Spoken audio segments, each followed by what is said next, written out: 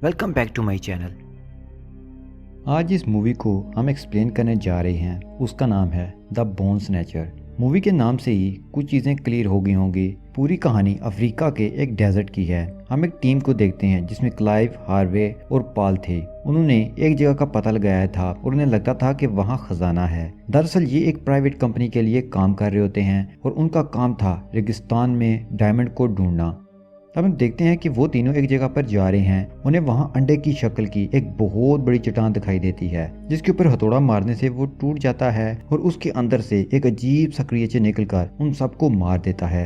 अब दूसरे सीन में हम शहर में एक लैब में डॉक्टर जैक को देखते हैं जो कि अपने साथी साइंटिस्ट के साथ एक क्रू की मदद कर रहे होते हैं जो कि एक रूम में फंसी थी और उसका टेम्परेचर -100 पहुंचने वाला था, जिसे जैक अपनी सूझबूझ से काबू करके जान बचा लेता है। उनका बॉस उनके पास आकर जैक को फील्ड में कुछ ढूंढने का काम देता है। अगले सीन में हम देखते हैं कि जैक उसी डेजर्ट में आया है जिसे हमने शुरुआत में देखा था। टैक्सी वाला जैक को उतार कर चला जाता है। वहाँ एक बूढ़ा आदमी एक छोटी सी दुकान लगाए बैठा है। वो जैक को एक कोल्ड ड्रिंक कैन देता है। इस तपते सहरा की गर्मी में कोल्ड ड्रिंक कैन मिलने से जैक को लगता है कि उसकी किस्मत बहुत अच्छी है। अब उसकी किस्मत अच्छी है या बुरी, इसका फैसला आगे की कहानी करेगी। अब उसे वहां रिसीव करने एक क्रूज कमांडर आता है। वो उसे अपनी कंपनी की बेस पर ले जाता है। बेस की रिसेप्शन पर उसे मिकी के साथ जॉन मिलता है। मिकी जैक के पासपोर्ट और सामान की चेकिंग करती है जिसमें उसे जैक की एक मशीन मिलती है जो कि एक तरह का ट्रैकर है जो जमीन के नीचे 2000 फुट तक पानी का पता लगा सकता है। चेकिंग के दौरान कॉल का एक साथी टाइटस भी एक मरे हुए सांप के साथ आता है। अब जैक की एंट्री के लिए मिकी एक डायरी ढूंढती है जिसे जॉन ने अपनी पैंट में रखा होता है। इस बदतमीजी पर जैक जॉन को मारता है और मिकी इस डायरी को लेकर वहां से निकल आती है। थोड़ी देर बाद जैक और माइकी ट्रक में उस टीम को तलाश करने निकलते हैं जो कि डायमंड की तलाश में आए थे। उनके ट्रक के ऊपर बहुत ज्यादा फ्यूल होता है क्योंकि उन्हें 100 किलोमीटर तक भी भटकना पड़ सकता है। कॉल भी फर्स्ट एड किट ट्रक में लेकर अपनी गन के साथ लोड करता है। अब हम यहाँ दो कैरेक्टर्स मैगडा और गट को मिलते हैं जो कि ट्रक के ड्राइवर थे। निकलने से पहले टाइटस को एक बूढ़ा आदमी एक खड्डी का लाकड़ देता है जिसके ऊपर स्कल का डिजाइन था।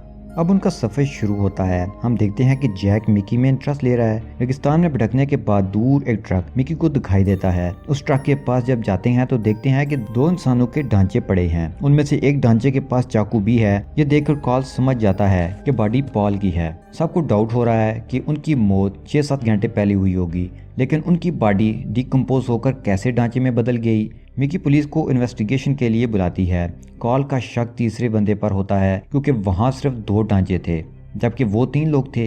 उसे लगता है कि उसने इन दोनों को मारा है। इसी दौरान टाइटस उन्हें आवाज देकर अपने पास बुला रहा है जहां उन्हें पैरों के निशान मिलते हैं। वो पैरों के निशान के पीछे चल रहे हैं। मैगडा ट्रक में ही थी। अब थोड़ी दूर आने के बाद उन्हें समझ आ रहा है कि स्टार्ट में उन्हें 2 पैरों के निशान मिले थे और अब 4 पैरों के निशान मिल रहे हैं। तभी जैक की मशीन बीप करने लगती है और सब उसी डायरेक्शन में आगे बढ़ते हैं। तो वो सब एक शमशान जैसी जगह पर आते हैं जिसे देखकर लगता है कि यहाँ काला जादू वगैरह होता है।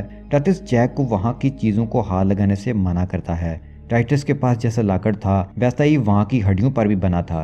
अब ट्रक में बैठकर वो वापस बेस की तरफ निकल पड़ते हैं और एक फॉरेन टीम को यहाँ भेजने का सोचते हैं। तो उन्हें रास्ते में एक ढांचा नजर आता है, यानी उस तीसरे बंदे का ढांचा जिस पर कॉल को शक था। कॉल बहुत ज्यादा गुस्सा हो रहा था क्योंकि उसके साथियों को किसी ने मार दिया। कॉल उन्हें इस किलर की खोज में जाने का बोलता है, लेकिन मैगडा उन्हें मना करती है क्योंकि रात होने वाली थी, इसलिए वो सब रात वहीं गुजारते हैं। रात में जैक को अपने साथ होने वाले सारे इंसिडेंट याद आ रहे हैं कि कैसे ना चाहते हुए भी वो यहाँ पर आ गया। पर एक चीज उसके साथ अच्छी हुई कि वो मिकी से मिला।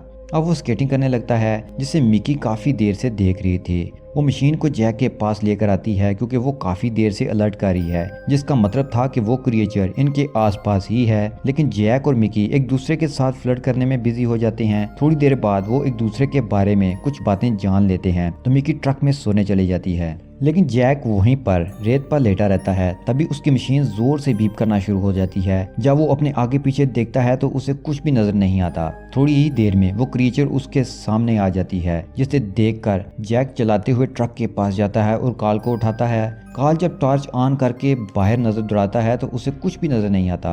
वो जैक को समझाता है कि तुम अफ्रीका में हो, कोई जानवर देखा होगा। तो तभी मिकी उन्हें आकर बताती है कि उनके साथियों के ढांचे गायब हैं। कॉल को लग रहा है कि उसके पीछे जैक का हाथ है। फिर जैक उस पर गुस्सा होकर कहता है कि तुम्हें भी पता है यहाँ कुछ सुपर नेचुरल हो रहा है, मैं उन हड्डियों का क्या करूंगा। तो टाइटस उन्हें एक जीव के बारे में बताता है कि उनकी एक रानी है जो इस प्रजाति की पहली और आखिरी जीव है, जो कि डायनासोर्स के पहले से ही हैं, जो कि दूसरे जीवों पर मुनहसर है और अपने शिकार की सिर्फ हड्डियों को ही छोड़ती है। टाइटस की ये बातें कार्ल को जहर लगती हैं।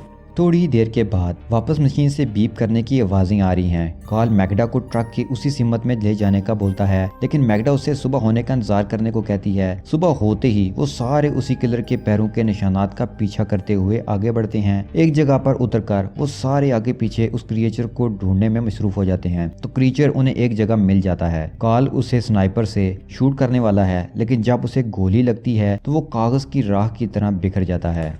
जब सब वहां जाकर देखते हैं तो उन्हें कुछ भी नहीं मिलता।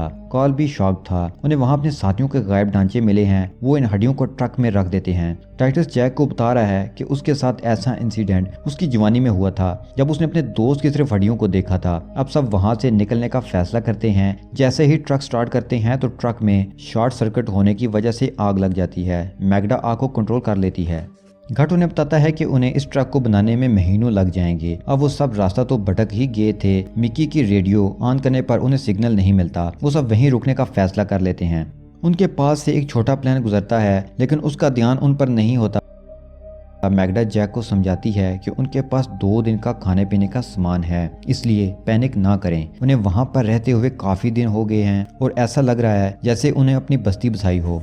एक दिन गार्डिंग करने के लिए गट टाइटस को उठाकर अपने स्लीपिंग बैग में सोने के लिए चला जाता है। तभी टाइटस को वहां किसी के होने का एहसास होता है और हम देखते हैं कि वो एक क्रिएचर गट के पास चला गया। जब टाइटस उसे उठाने की कोशिश करता है तो वो देखता है कि उसके एक साइड का फेस ढांचे में बदल चुका है। अब वो आवाज देकर कार्ल और अपने साथियों को बुलाता है। उनके आने से पहले वो क्रिएचर जीव टीनी पार्टिकल्स में बदल गए थे। ऐसा लगता है जैसे वो ब्लैक सैंड हों। वो टाइटस को भी अपने शिकंजे में गिरने लगे थे। तो तभी कार्ल आकर उस स्लीपिंग बैग पर फायर करने लगता है। जैक और मिकी जख्मी टाइटस को ट्रक में लेकर जाते हैं। गोली मारने से उन क्रिएचर पर कोई भी असर नहीं हो रहा था। वो क्रिएचर उनकी तरफ बढ़ते हैं। कार्ल पेट्रोल डालकर लाइटर जलाकर उनके करीब आने का इंतजार कर रहा था। मैगडा उसे आग जलाने से मना करती है। कार्ल का इरादा अटल था। जैक उन्हें बताता है कि वो क्रिएचर वापस जा रहा है पेट्रोल की वजह से। तब कार्ल सुकून में आ जाता है। अब सब टाइटस को देखते हैं। जैक ट्रक के चारों तरफ पेट्रोल डालकर सबको सेव कर लेता है। जैक देखता है कि इस क्रिएचर ने गट के ढांचे में समाकर एक खौफनाक रूप धार लिया है। उसे देखकर कार्ल उस पर हमला करता है तो वो क्रिएचर वहां से भाग जाता है। वहां कार्ल और जैक में लड़ाई हो जाती है क्योंकि जैक कार्ल को गोली मारने से रोक रहा है। इतने में मिकी समझाती है कि हमें आपस में नहीं लड़ना। मिकी प्लान बनाती है कि पैदल बेस में जाकर मदद लाएंगे। मैगडा टाइटस के साथ ही रहेगी। कार्ल, जैक और मिकी पैदल ही सिरा में आगे बढ़ रहे थे कि उन्हें अपनी तरफ एक रेतला तूफान आता हुआ नजर आता है, जिसमें वो सब फंस जाते हैं। तूफान जाने के बाद वो सारे उठकर अपने सामान को देखते हैं, जिसमें जैक की मशीन टूट गई थी। उन्होंने अपने साथ पेट्रोल का एक बॉक्स भी लिया था, जिसका आधे से ज्यादा पेट्रोल तूफान में गिर गया था। चलते चलते रात हो जाती है और वो एक जगह रुकने का फैसला करते हैं। वो अपने चारों तरफ पेट्रोल का घेरा डाल देते हैं। वो तीनों एक दूसरे का हाथ पकड़कर बैठे हुए हैं कि वहां क्रिएचर आ जाता है। उसने अपने फेस की जगह मैगडा का फेस लगाया हुआ है। वो उनके पास नहीं आता तो वो वहां से चला जाता है। सुबह उन्हें रेडियो पर किसी की आवाज सुनाई देती है। इधर उधर देखते हैं पर उन्हें वही ट्रक नजर आता है जिसे शुरुआत में उनके दोस्त लेकर उस अंडे के पास आए थे। पहले वो अपने लिए मदद बुलाते हैं, फिर सब जैक के पीछे उस अंडे में घुस जाते हैं। अंदर जाने पर जैक समझता है कि ये जगह उसी मलका क्रिएचर की है। अब उनका साथी जॉन ऊपर आ गया था। वो अपने पहले साथियों के स्केलेटन देखता है। अब इन तीनों को समझ आ गई थी कि टाइटस की बातें दुरुस्त थीं। इधर जॉन उन्हें गन पॉइंट पर लेकर बाकी साथियों के बारे में पूछता है। वो सब सच बताते हैं, लेकिन जॉन समझता है कि उन्होंने डायमंड चुराकर अपने साथियों को मार दिया है। इसलिए वो इन सबको हथकड़ी पहनाकर अपनी जीप में बिठाकर कैंप की तरफ चल पड़ता है। अब वो समझ गए थे कि वो क्रिएचर पूरी दुनिया को बर्बाद करने की ख्वाहिश रखता है, इसलिए अगर उन्होंने उसे अभी नहीं रोका तो बाद में उसे रोकना इम्पॉसिबल होगा। इसलिए कार्ल पीछे की विंडो को लात मारकर जॉन पर हमला करके उसे बेहोश कर देता है। उसे हथकड़ी डालकर जीप के पिछले हिस्से में डालकर वो सब एक माइन की तरफ चल पड़ते हैं। उन्हें समझ आ गई थी कि क्रिएचर का इरादा है कि वो अपनी कॉलोनी बनाए। वो सब इस माइन के पास आते हैं। उनके पास एक लिक्विड एक्सप्लोसिव था, जिसे कार्ल लेकर जॉन को जीप के अंदर छोड़कर माइन के अंदर आता है। वहां कुछ भी नहीं दिखाई दे रहा। तो जैक को वहाँ एक बड़ा जनरेटर दिखाई देता है जिसे वो ऑन कर देता है। अब इस माइन में रोशनी आ गई थी। आहिस्ता आहिस्ता वो लोग इस माइन के अंदर जा रहे थे। अब हम देखते हैं कि उस क्रिएचर को भी इन लोगों की मौजूदगी की खबर हो गई है। कार्ल क्रिएचर को देखकर उसकी तरफ बढ़ने लगता है। उसे अकेले अंदर जाने से जैक और मिकी रोक रहे थे, लेकिन वो उनकी बात नहीं सुनता। क्रिएचर कार्ल पर हमला करके उसके ऊपर एक पिलर गिरा देता है। जैक उस क्रिएचर को अपने पीछे भगाकर ध्यान भटकाकर एक गड्ढे में डाल देता है। मिकी कार्ल को उठाकर इस गड्ढे के पास आती है। कार्ल जान बचाने के लिए थैंक्स बोलता है कि वो क्रिएचर उसका पांव खींचकर गड्ढे में गिरा देती है। जैक और मिकी कार्ल का हाथ पकड़कर खींच रहे होते हैं कि कार्ल लिक्विड एक्सप्लोसिव अपने साथ लेकर उस गड्ढे में गिर जाता है।